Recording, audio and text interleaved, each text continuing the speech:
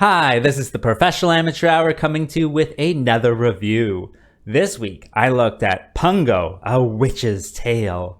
And this 2020 film was directed by Philip Cook and stars Mark Hyde, Matthew Sharp, and Cathryn, Benson, among others, of course.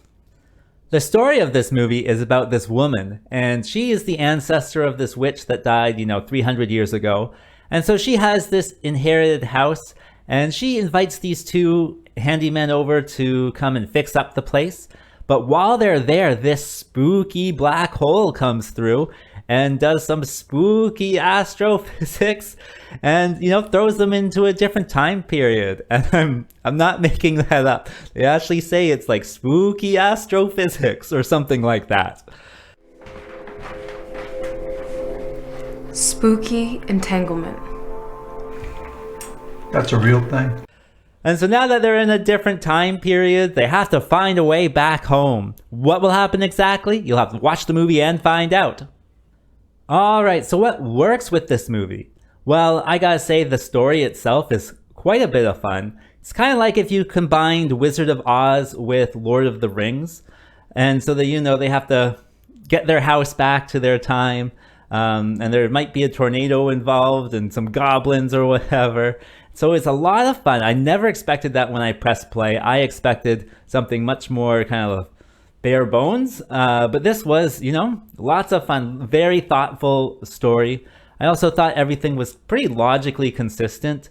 Nothing really kind of stood out as, just kind of thrown in there. And so that was also good. Or maybe there was one thing. They just have a gun hanging on the wall or something. But other than that, everything works within the context of the story. And so that's always, good to see and really does keep you interested in the movie. There was at no point where I was really kind of like bored. Even like at the beginning, they throw in some like scares for you too, and to get you really, into the movie. So that's really cool.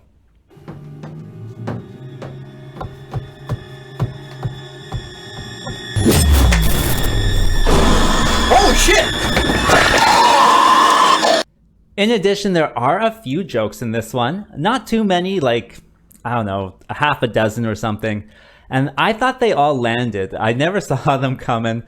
Some of them are more out in the open while some are more subtle, but they all put a smile on my face and made me chuckle. So definitely kept me engaged with the story. And so just, generally good sense of humor, I would say. It doesn't take itself too seriously. And lastly, I thought all of the CGI was pretty good. With low budget movies, they don't usually spend a lot of, money on the CGI, but this one looks really good. It stands up very well comparatively to other movies, and it's all very well integrated as well. And so I thought that was very good. So definitely good job on the CGI. And that brings me to what I think didn't work with this film. Well, this is a low budget film, so, they have limited money. And so they have to, really decide where to put their money. And I think they probably put a bunch of it, in the CGI and the cameras and whatnot.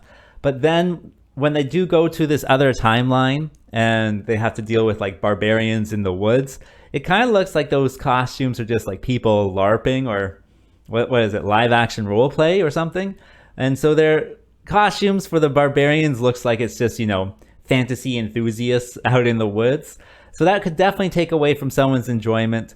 Not mine. I enjoyed it for what it was, just, barbarians. They don't have to look top-notch or anything, especially when I'm getting other aspects that are very high quality for a low-budget one.